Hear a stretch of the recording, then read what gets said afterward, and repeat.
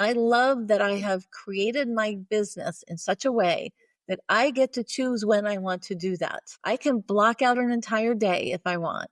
That also means it's my business. So when I have something really big, I may work 12-hour days, right? Or 14 hours, whatever. But it's not something that I have to do all the time. Welcome to the Your Business Untethered podcast, a space for freedom seekers ready to build and scale a business that supports their wildest dreams, even while traveling the world. Hi, I'm Dina, creator of Way of the Founder and your host. I imagine this podcast as a space where aspiring and established freedom entrepreneurs come to forge a path towards purpose, financial freedom, meaningful impact, and location independence. I'll be your guide as we defy the norm, heal old conditioning, and step into the leaders we were born to be. I myself am a firstborn, a daughter of divorcee, sister, girlfriend, professional coach, nomad, and expat of a decade plus, as well as yoga aficionado and energy healer. In my previous career, however, I worked a 9-to-5 as a professional fundraiser for American orchestras. Can you believe it? However, I needed more. I needed more freedom in my life. So 5 years ago, I called quits on resume success and claimed back the reins over my own life. What started with a one-way ticket to Vietnam and a single backpack filled to the brim has since grown into Way of the Founder, where I've helped hundreds of clients defy and heal from the path they were told to follow, redefine freedom, fulfillment, and success on their own terms, and build impact-driven businesses that let them live and work from anywhere. Join me each week for deep dives into leadership, strategy, and mindset, as well as healing that fuel the untethered CEO. That's you. Whether you're building your dream with a coconut flight ticket, wine glass, or coffee in hand, you are in the right place. Let's dive in. Hello, everyone, and welcome back to the podcast here at Your Business Untethered. I have with me today Lisza Crisalle, and we are going to be talking about scaling. So if you're someone who's been in business for a while and you're thinking you should scale, or you might be ready to scale, you're curious about scaling, you're in the middle of it, and you're figuring out that actually suddenly you're working twice as hard, then you need to stick around. We will be talking about how to unbottleneck yourself from your business, and we'll talk about how to create more money with not more time and expand your impact. We'll talk all things scaling, strategy, and mindset today. Lisza is with me today. Welcome. She is a powerhouse business strategist and helps you entrepreneurs simplify and scale their business and life to create their own economy. And importantly enough, you talk a big talk and an important talk about mindset, because at every level, as you say, there's a new devil. So I'm excited to dive in. Welcome, Lisza. Please tell us, who are you? What are you doing? Why does this matter to the world? Well, thank you, Dina, so much.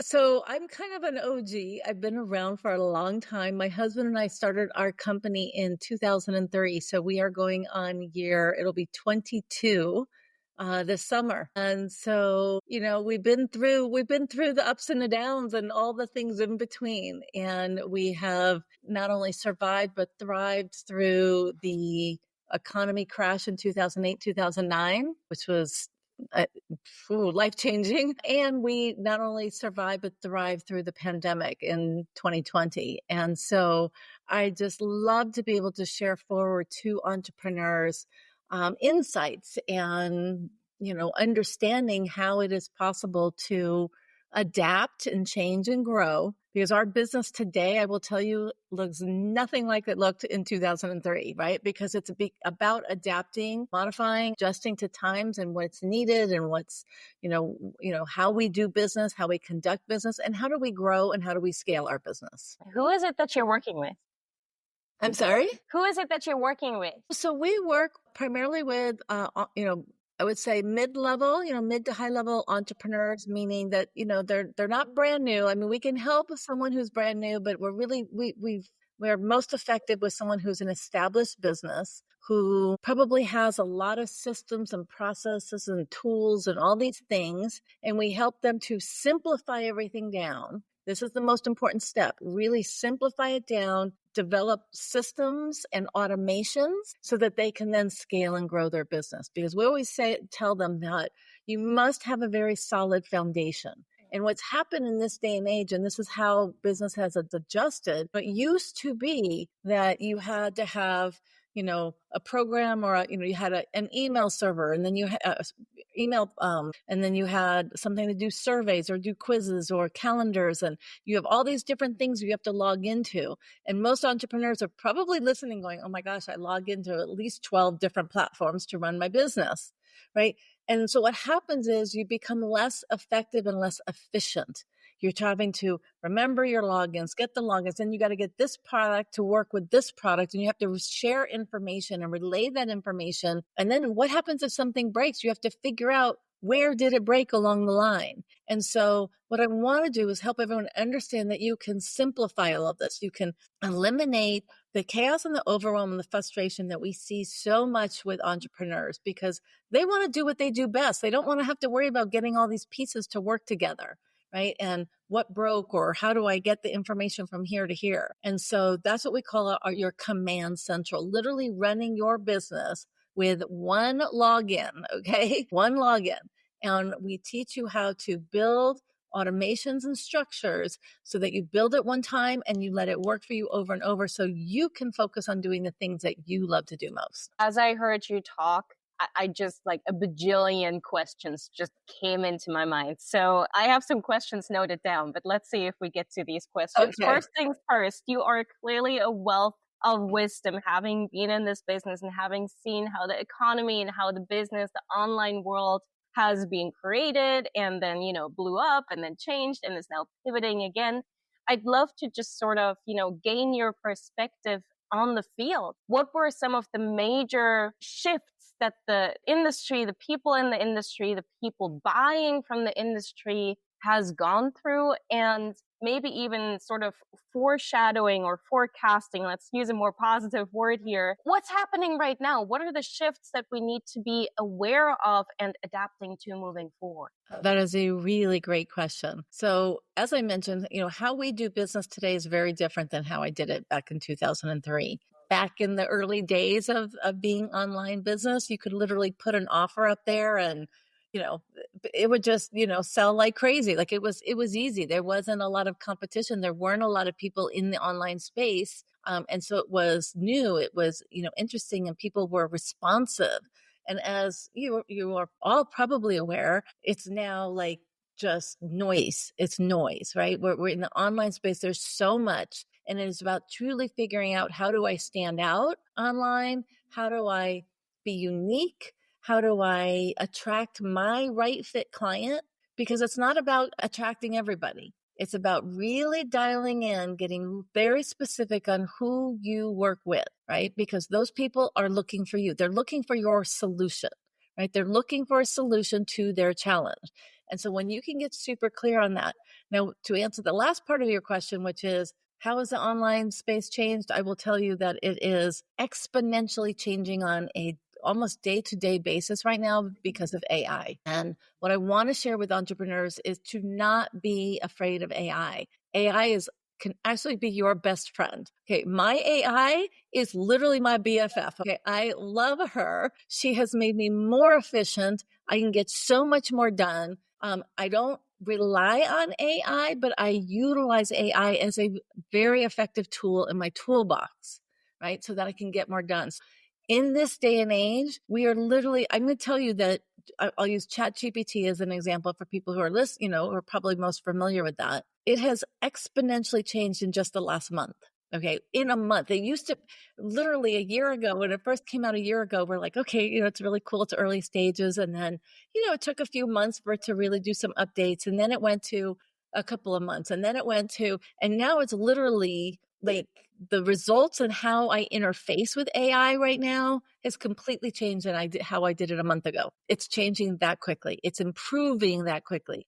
So it is exponential. And I just want people to understand not to be afraid of it, because as you learn to use it, you can use it to be better, to become better, and to get more done and to be more efficient. I love AI. How is selling changing these days? Maybe as a result of, or just, as a result of AI or regardless of AI? Well, I think that it is more important today to build personal relationships. It is more important today than ever. It is absolutely built on personal communication and personal relationships. Utilizing tools and resources and forms, AI, all of those things, those are a way to get greater reach to then I like to get them on either a Zoom call, right, to be able to connect. I like to see people. I love Zoom. And by the way, I've been on Zoom since 2009, well before the pandemic happened. So for me, when the pandemic happened, I'm like, oh yeah, like we've been using this for such a long time because it allows us to work with people any place in the world. Like here we are today, and I'm in Las Vegas, and you're in Asia, and we're having this incredible talk, and I can see your beautiful face, and I absolutely love this. To me, it is all about connection. And so I love it. We found a time that worked, even though we're in different parts of the world. And yet we have this capability that we've never, like this wasn't possible 10 years ago. Like 15 years ago. Okay. I think 2009, we're getting to that place, but not that long ago, we were not able to have these kind of conversations with people across the globe. And so it's exciting how, as an entrepreneur, our reach has expanded, right, globally. And so we're not limited to our local area. I mean, unless you're a brick and mortar business, right? But I will share with you back in 2009, when we were a brick and mortar business, even though we had an online capability. And so we were already serving people, actually globally, but it was a small portion of our business. And we had the capability to be able to flip that when our local business disappeared virtually overnight because we were already in the online space. So that's what actually saved us and what enabled us to continue and to build our business. And we just, from then on, went totally online. And wow. Yeah. It was amazing. I think really highlighting the fact that online business is moving into an AI age and also moving into a space where we all crave more human connection is really interesting, and something that I've personally been reminded of over and over again just in the last 2.5 weeks. I've attended what's called a Vietnam Nomad Fest. Essentially, it's a business conference for digital nomads here in the city. And it was a marathon of a conference, 2 weeks long. And I have not been on my laptop more than, I don't know, maybe 5 hours for the last 2 weeks combined. Well, not only, to your point, thanks to the power of systems and tools in place, I was getting paid doing this time, but I was also out there and just being myself and connecting with another person, human to human, soul to soul, eye to eye. And let me tell you, those 2 weeks, from a personal perspective, so productive, so beautiful, so fulfilling, but also from a business perspective, so productive, as in new mentors, new opportunities, new clients, right? And I was very lucky when I first started my business to have been taught how to turn actual connections into beautiful clients. Yes. And it's something that, as I've scaled my business and continue to grow my business, always want to come back to, right? And I really want listeners to hear just how important the point that Lisza just made is, right? You're using AI not to replace you, not to connect on your behalf. And there's a lot of AI experts out there who will teach you how to use AI to do cold outreach. Please do not use AI for that. Use AI to take the message, the values, the vision that you have, not created by AI, but created by your heart and your soul, to amplify that. Use ChatGPT to amplify, to magnify, to make yourself more efficient, but not to create something that doesn't already exist. Absolutely. Do you agree with that? Amazing. Amazing. So let's talk scaling. Also at this conference, so all of my thoughts are coming just straight from this conference. There was a lot of talk about, I think I should scale. So I want to just pose the question to you, Lisza. Do people have to scale? Do business owners have to scale? And how do we know that we're ready to scale if we want to scale? Wonderful. I love it. You've got great questions. So first of all, as an entrepreneur, your business is your business. It's really up to you. Not everybody wants to be a millionaire, right? A millionaire has a million problems, right? A millionaire problems. So not everybody wants that, right? And so it's about, asking yourself the questions. I became an entrepreneur so that I could achieve X, right? What is my goal for this? What is it? It might be the time freedom. It might be the freedom to travel the world. Doesn't mean you have to, again, hopefully you'll have a financial goal with that as well, but that's your goal, right? That's based on what lifestyle are you wanting to create. The entrepreneur world and lifestyle is literally letting you know that you can create your own economy. So you get to decide what that is. And once you make that decision, it is up to you. You may be perfectly comfortable. I love the fact that I will tell you quite frankly, I have no employees, zero. I have teams. I have teams of people. I don't want employees. I have friends that are entrepreneurs and they have employees and they have a lot of headaches, right? So you have, there's more things to choose. You get to design your business the way you want it to be. Okay. And so with that, no, there is no requirement or pressure to scale unless you want to. Meaning, have you, ask yourself the questions. Have you gotten your business to a place? Are you comfortable? Do you want to just stay comfortable or do you want to expand? Right. So the question is, maybe you're at a time in your life where I'm comfortable, I'm making enough, and I'm really good with being comfortable.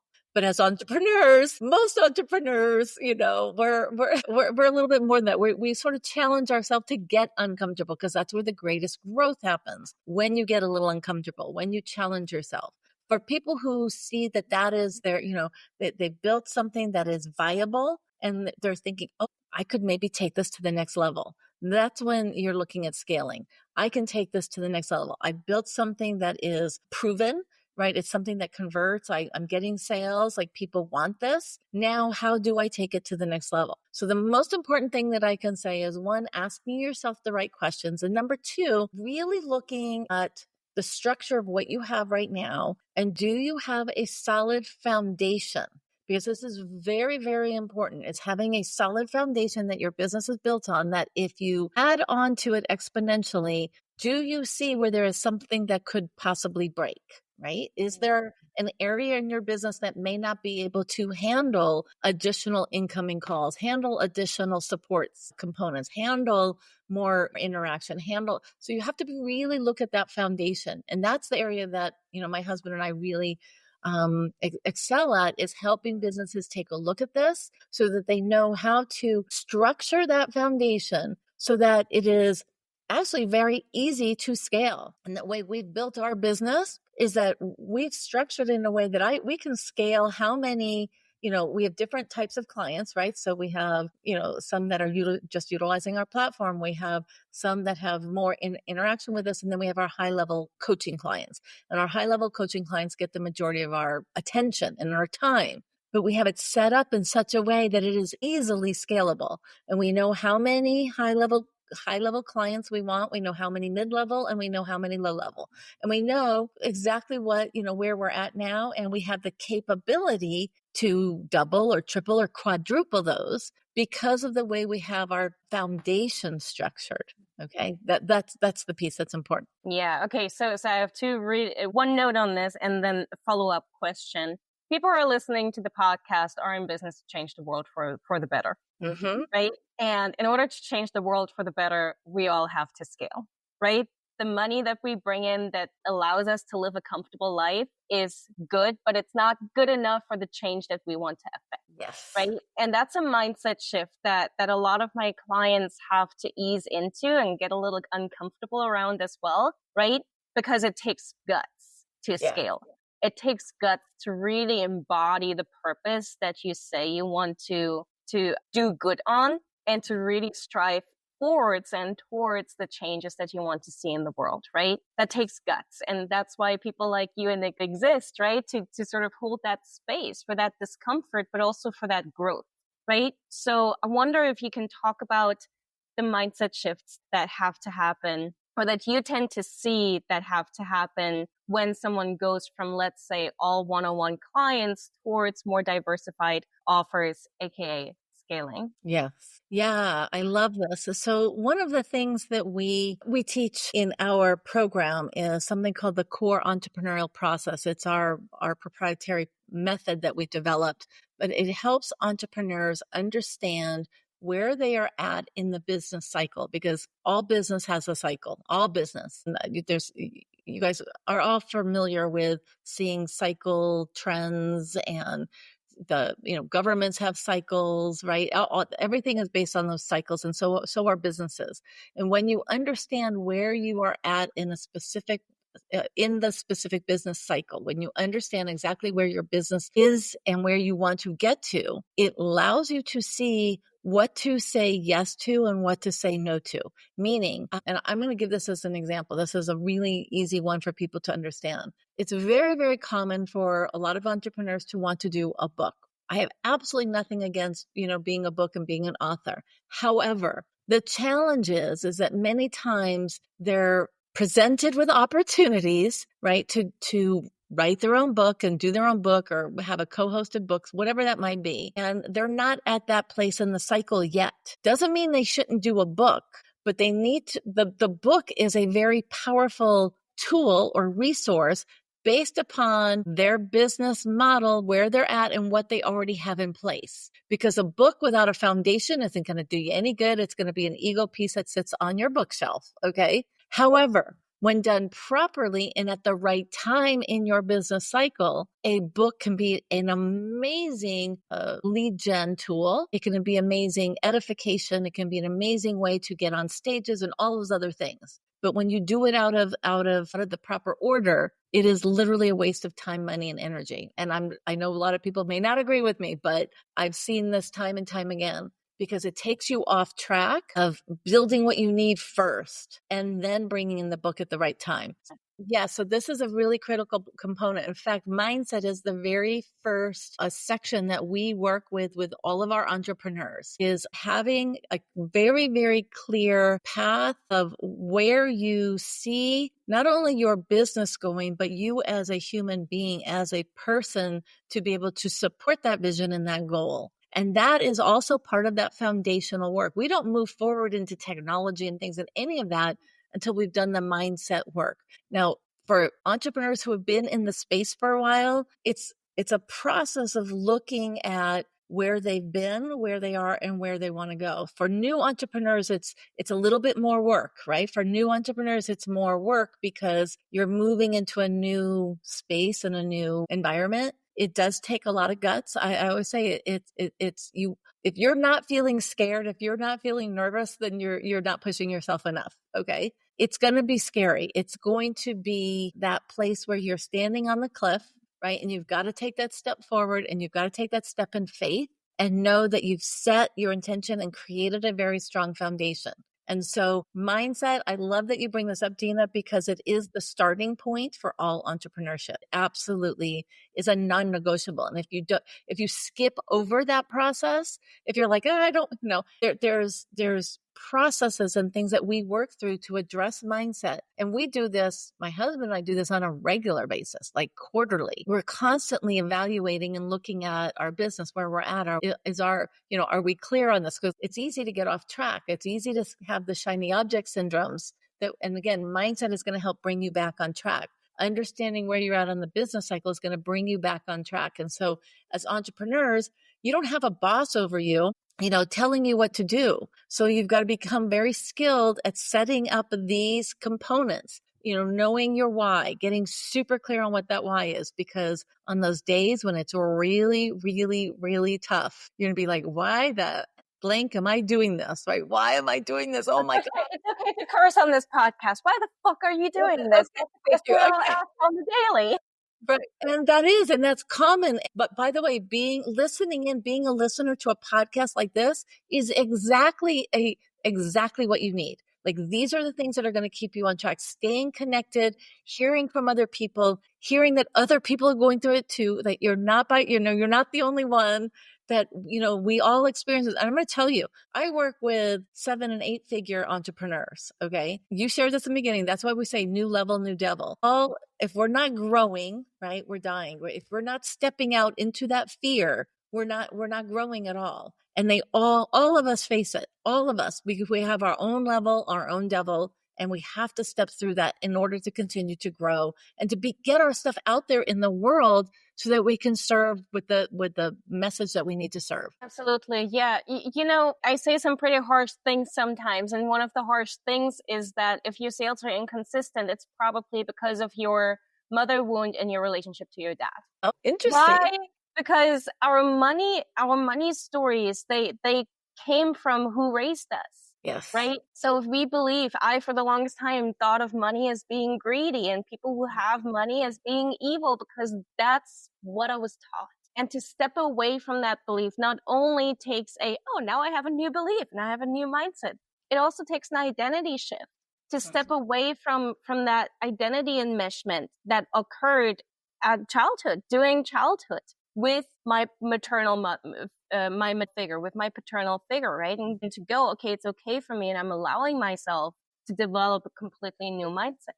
Yes. Right? So absolutely new level, new devil at every single point, whether you just quit your job and you're dabbling in business ownership. Quitting your job doesn't mean that all of the beliefs that will and are holding you back from business growth have just magically gone out the door. They're still with you. So mindset, absolutely. It's always the first step, right? It's the first step, and then it's the second step, and the third step.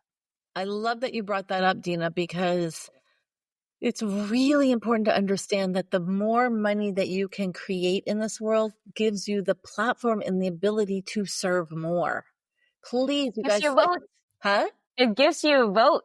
Yes, absolutely. It does. It gives you the capability and the ability to help more people, serve more people, to speak on bigger, have your message heard. And it doesn't make you a bad person. If you are a good and loving person, money is not going to change that. If you're underlying a bad and greedy person, money will make you more of a bad and greedy person. It just will. But money in and of itself it's just a tangible thing. But know that there is energy associated, and when you associate really positive, great, amazing energy with creating income, creating and opening up the flow of money. What the flow of money does is it allows you to be able to give back more, right? It allows you to help more. It allows you to offer a scholarship to somebody if you want. It allows you to do those things that you couldn't do without money, right? And so it just makes you more of who you already are. Absolutely. Money is an amplifier. Yes. So I want to bring us back to something you said earlier about business cycles, right? There's a rhyme and a reason, and there's a time and a place for certain strategies. And some strategies are more advanced than others, and some strategies are short-term, some are long-term growth strategies. So I'd love for you to talk us through what is a typical business cycle in the online world, and at what point in that cycle am I ready to now implement the systems, diversify my offers, maybe hire a couple of independent contractors to scale? Yeah. So we actually talk about 4 phases. So the first phase is literally your mindset and clarity, getting super clear, building the stuff that we've already talked about, right? Like setting that in place. Then we move into setting up your foundational components, right? Making sure that you have your tech set up, you've got your branding, you have a message, you're clear on your message, right? There's a lot of work that happens on messaging, by the way. Messaging is really key, right? So that's really believe it or not, the second phase. It's not the first phase, because you'll get clear on your messaging when when you're clear on your mindset and who you serve and and you have clarity on where you want to go with it. So as you build the structural piece, once you've get your base components developed out, and you have a flow of how to bring, your initial, client base in, how to serve them, how to, keep them in the loop and nurture them. Okay. Then we move into more of the growth stage. Okay. The growth stage really comes third. The growth stage now is that you have a strong foundation set up. This is where you can expand with a book, let's say, or it could be a challenge or a summit or something on a larger scale, because you've already got what the end result is going to be. You know where you're bringing them to. But you can't do one of those until you have what that end result is, until you know what transformation you can help them with.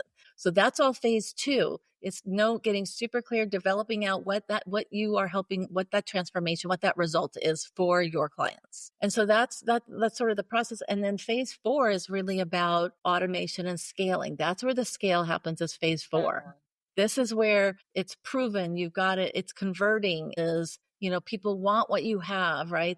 There's, you've got a flow happening, right? Things are building and continuing. Then you dial in your automations, are all kind of, you can do some up-level automations. And then you say, okay, this is converting. Now, how do we move it to next level? And then when you move to next level, guess what happens? The whole cycle starts all over again. Right, exactly. Yeah. So I'm curious about that switch or that move from the growth stage to the automation and scaling stage. What do I need to have in place? Financial, team, offer, systems that might already be there in order to successfully transition into the automation and scaling phase. So every business is different. So I'm going to give a general answer here. Okay. Absolutely. Hands down, you must have your systems, your technology in place. If you do not, if you're still messing around with 12 different things that are trying to talk to each other, it's just going to add to more frustration and more overwhelm. You must have this in place before that. That's when you have that in place, that means everything's, running. I'm not saying there's never any hiccups. There's going to be hiccups, but it's about, you have your systems in place. The flow, exactly what's happening. The pipeline, what I call pipeline, the pipeline of the customer journey. Okay. And you've got it all worked out, right? Every component of that customer journey. Once now getting your systems in place is partly, it's going to depend, unless you're highly technical, it shouldn't be you, which means you start off with a small team. I always say start small. Virtual assistants are amazing, but understand virtual assistants are not like hiring like a, CMO. Okay. A virtual assistant implements your projects. Okay. Meaning you must be a good delegator. You must be super clear, work on project basis, right? So virtual assistants are amazing at that. You shouldn't be doing the thing, right? You shouldn't be writing the web page, let's say, or, you'll be involved with, let's say, an email sequence, but the virtual assistant can take that email sequence and then put it into your system and make sure it all connects and everything's working. That's the best use for them, right? Your use is you have the idea and you've got to make sure that idea comes to fruition. So starting with a small scale team, depending on your business, it's going to depend on whether you need to scale that up or not. Some businesses do, but the beauty of being an entrepreneur and the beauty of the technology that we have today is you can literally run a 6, 7, and even an 8-figure business with a very, very small team. Very small, but very specific strategic team. So and I think I shared with this in the beginning, Dina, we have teams. I have no employees, 0 employees. My husband and I, that's it. Because we're great at managing teams. And so we have different teams for different things, right, in our business. And so we utilize them very strategically for specific areas in our business. So that is a piece that you can either manage at a small scale. I think when you have a team that's worked with you for a little while, they learn your business better. They're better at helping you with when you're ready to scale, because scaling is going to be some kind of again, it's going to depend on every business, but some kind of an event or some kind of a larger process that you're going to go through. And when you have a base team that already knows your stuff, they'll be able to jump in and really support you through the process. And again, you may need to bring in additional people, but primarily I would say teams, virtual assistants. And at some point you may want to have like what we call an OBM. So an online business manager, so that you have somebody else who comes in between you and the teams. Again, that just depends on the size and scope of your business. And again, size and scope is going to depend on whether you want to actually then hire employees as well. So that's just going to depend on the business model. Yeah. So I wonder if to, sort of begin wrapping up, if you can talk to the people who are afraid of scaling because they just think it's really daunting and they don't want to be doing even more. My take on scaling always is, both from my observations, but also my own experience, is scaling can actually give you time back. Thoughts on that? I agree with you, because by the time you're ready to scale, you have your systems in place, right? You have a process worked out. And so now, again, it's a proven system. And now you can just expand upon. You basically It could be that you have a system and now you're ready to double up on, maybe you want to start doing Facebook ads now. And now you're just, okay, it's like turn on the machine, right? Turn it on and let them come in because you've built a strong foundation. So you're absolutely true, because if you structure it right, you're not going to use any more time because it's already set up and automated, right? The majority of what you're going to do. I teach a very strategic process on how to literally keep your time exactly the same and have the ability to serve more people with the same amount of time. So I agree with you on that. I would say, boy, there's a lot of ways to scale. I encourage you to think bigger, right? What is possible? The last piece, and I'll end with this. I am a huge believer in investing in mentors and guides. My husband and I have done that since day one, since 2003. Even though we're coaches and we're mentors, we always have a coach or mentor, because we also say you cannot read the label from inside the jar, meaning you're in your business. You are so in your business. And this is true for, like, we hire some of the best mentors because they keep us on track and they see the things that we cannot see, because you're in it. You're absolutely in it. And so when you have a mentor, a coach, a guide who can look at your business and ask the right questions, right? They're not literally telling you what to do. They're asking you the questions so that they're guiding you to come to your best answer and your best result. And a good coach, a good mentor, has the ability to help guide you and be that guiding light for you, but to see the things that you cannot see. So I will just say, hands down, even if you're a beginning entrepreneur, but especially if you're a mid-level entrepreneur, investing in a coach or a mentor is absolutely imperative, because it will save you so much time, money, and energy in the long run, because they will keep you on track. And I think you'll have exponential growth if you have the right mentor or coach. And I second that wholeheartedly. Do not trust a coach who doesn't have a coach, because every coach has a different blind spot. Every car is a different blind spot. We all want a guide in order to accelerate and expand in exactly the ways that we can't even imagine yet, because we're in it, right? You can't read the label from inside. So I love that you're end on that. I like that. This is the easiest way to really understand the value of a great coach. The top athletes in the world, the top athletes in the world all have coaches. They have multiple coaches, right? Because they might have, if you're a world-class runner, they have multiple coaches, one that helps them with their stride, one that helps them with their weight training, they have coaches and guides, because we're talking about incremental changes that make exponential results. And that's the power of a coach or mentor. So for someone who is at the cusp of beginning to scale their business, they're right there between the growth and the scaling stage, what are a couple of action steps that you would have them take within the next 7 to 30 days as a result of everything that we've talked about today? Wow, great. You have such great questions. So I'm a same coach. I would say do an audit. This is an uncomfortable process, but it is one that I absolutely require. Do an audit on your current systems. I'm not here to promote anything, but I will tell you, I do have a quiz, but it's different than the quiz on my, I'm going to give you my other link. On our company's landing pages, we actually have the capability to do an audit. You don't need to do that. You can literally take a piece of paper. I'm going to challenge each of you, when you listen to this make a list and start go through your bank statements. And I want you to see, where are you having monthly recurring charges that have to do with your business? Where are you having annual recurring charges? What are the things that you are currently paying for, or you have bought and maybe not using? We know a lot of people have done this. I bought this program and I bought that and I bought this software and I bought that thing, right? And we're paying for it, and it's $10 a month here and $39 a month there, right? I want you to do this, and you make an audit of every single component that you're paying for your business. And that means everything from your payment processor to your programs, your apps on your phone that you've downloaded for your business. Make a complete audit. I'm going to tell you, start there and then look at that and say, what are things that I haven't used at all? What are things that I can cut out here? What are things that may have a better solution now? And start with an audit. I'm just going to go with that. Do an audit on your business. It's very enlightening. It's going to tell you a lot. And then your next step, I would say, I'm offering a free quiz to entrepreneurs here.